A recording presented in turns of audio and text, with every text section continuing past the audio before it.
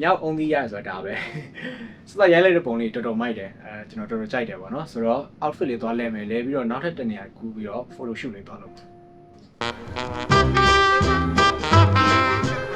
နေရာလေးတစ်နေရာရောက်နေပါတယ်နာမည်ကတော့ Smith Cafe တဲ့ cafe ပဲမဲ့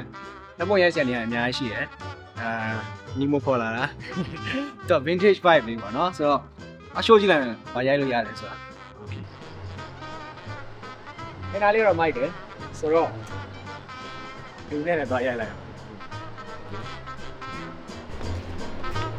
ထိုင်လိုက်မယ်နော် Okay.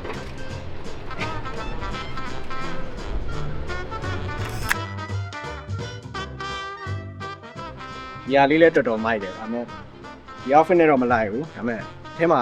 အင်ကြီးဆိုင်ရှိရတယ်အတော်ပဲသွားမှွေလိုက်အောင်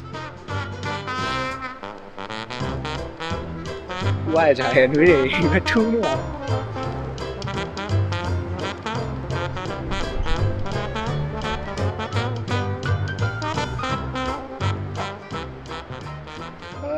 အိုင်မယ်ထင်တဲ့အထဲတော့ဆွဲလိုက်တာ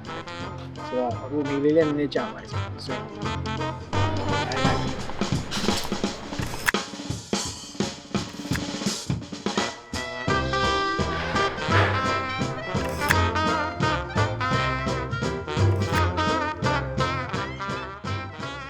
ရိုက်လို့ပြသွားပါပြီပုံလေးကတော့မိုက်တယ်ကျင်းတတ်ပါတယ်ဆိုတော့နောက်ခါလည်းတခြားမတူတဲ့ content လေးတွေလာပါမယ်အလုပ်တွေနဲ့လည်းပတ်သက်လို့ကျွန်တော် chill လုပ်တဲ့ဟာလေးလည်းပါပါတော့เนาะso thank you for watching the vlog ပါ see you